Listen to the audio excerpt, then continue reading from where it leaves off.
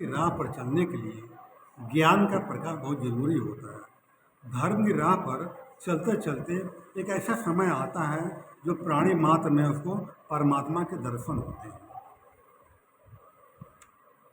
धर्म का राह हुआ राह है जो धर्म राह यानी सत्य की राह पर चलते चलते इंसान के अच्छे बुरे कर्मों का भली भांति ज्ञान हो जाता है।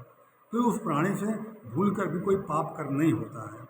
गीता में भगवान कहते हैं वासुदेव सर्वम, सब कुछ परमात्मा है। जो ऐसा जानता है उनको तत्व जानता है।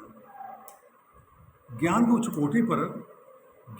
कोटि पर यानी तत्व को जानने वाला तो हाथी कुत्ते गौ चंडाल में समदर्शी होता है, किसी में भेदभाव नहीं रखता है, जात पात का बात नहीं मानता हुआ है, धर्म राह पर चलता है, वो समदर्शी हो जाता है।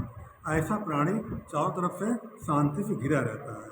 और ऐसा नहीं है कि उसको जीवन में दुख ना आता हो, दुख आता है, लेकिन अपने दुख को अपना ही कोई कर्म का फल समझता हुआ है, दोषारोपण नहीं करता हुआ है। उसको जीवन दुख आता भी है तो सोचता है कि मेरा है कोई कर्म मुझको दुख दे गया मेरे को। वो ज्ञानी पुरुष की पहचान होती है, दूसरों को दोषारोपण नहीं करता है। जो अपने आप को जो सुखी मानता वो सुखी है, अपने आप को दुखी मानता वो दुखी है। ये मन विचारों खेल खाली है, ये मन का खेल केवल है, बस ये है।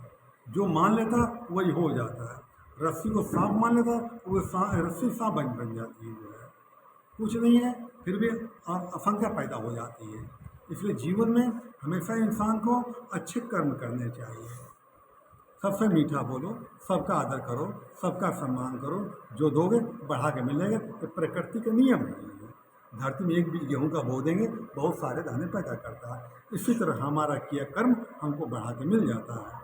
कहते हैं काऊ न काऊ सुख दुख कर दाता, निज कर्म सब भोग भ्राता।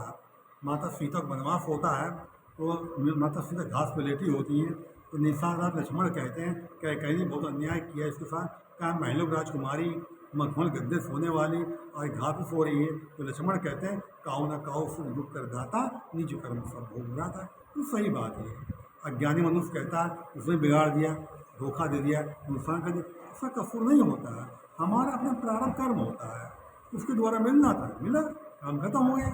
ऋग्वेद कहता है जो ज्ञानी पुरुष होता है जब सुख दुख देता है, धोखा दे देता है, अपमान करता है, नुकसान करता है, तो ज्ञानी पुरुष जानता है कि कसूर इसका नहीं है, मेरा कोई कर्म इस रूप में दंड देगा मेरे को। ऐसा प्राणी उनको क्षमा करता है और शांति को प्राप्त होता है। इसलिए आप लोगों के जीवन में किसी ने दुख दिया हो, धोखा दिया हो, परेशान किया, उसको क्षमा कर दिया। क्षमा करने से अपनी आत्मा हल्का, मन हल्का अपना हो जाता है। अपनी गलती हो जाए क्षमा मांग लो तो सामने वाले के हृदय में नफरत, घृणा, कलेश नहीं रह जाता है। हकीकत तो ये है भैया कि हमारा कर्म ही हमें सुख दुख देता है। पिछला प्रारब्ध हमारा होता है वो छोड़ता किसी को नहीं है। जो हमारे जीवन में अचानक घटनाएं घटती हैं वो हमारा प्रारब्ध भोग हमारी होती है। 100 में से 25% हमारा प्रारब्ध होता है और 75% हमारे जन्म कर्म होता है, कर्म फल मिलता है हमारा वो है। जैसे हमारे जीवन में जो अचानक घटनाएं घटती हैं तो हमारा प्रारब्ध हमारा होता है। हम नहीं चाहते हमारा ये काम हो, वो काम हो जा रहा है, तो प्रारब्ध है हमारा। हम जा रहे हैं, हमारी इच्छा नहीं, गड्ढे में गिरे तो गड्ढे में गिर गए, प्रारब्ध पीछा कर रहा होता है। प्रारब्ध को छोड़ता किसी को नहीं है भैया, सबको नाप देता हुआ है। दुनिया गोल है, जो करोगे घूम के आएगा वहीं मिलेगा।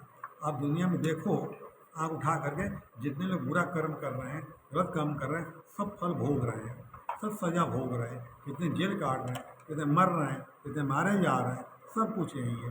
स्वर्ग नरक सब कुछ यही है, ऊपर कहीं कुछ नहीं है। जिसके पैर में कीड़े पड़े हुए तो नरक भोग रहा है, तो एसी में सो रहा तो स्वर्ग भोग रहा, सब तो यहीं पर है, कहीं ऊपर कहीं कुछ नहीं है। इसलिए सीधा अच्छे कर्म करो। अच्छे आप लोगों से पहले कहता हूँ, हर बार ये बात कहता हूँ, अपने कर्म अच्छे करो। पूजा पाठ भले न उपा कर कोई ज़रूरत नहीं है, कर्म अच्छे करो, कर्म ही पूजा है। और स्वकर्म पूजा है, स्वकर्म अच्छा कर्म ही पूजा है। भगवान खुश होगा। कोई प्यासा आदमी है, पानी भगवान शंकर चढ़ाने ले जा रहे हैं, कोई रास्ते में प्यासा वहाँ पहले पानी पिला, पूजा हो गई। उसको छोड़ करके जाकर पानी गिरा बहुत शंकर चढ़ा दोगे तो पुण्य मिलेगा, पाप ही मिलेगा। जीता जागता भगवान सामने खड़ा पानी मांग रहा, तुम जा चढ़ा वहाँ चढ़ा रहे हो, तो नर ही नारायण पूजा है ये। ठीक है, धन्यवाद।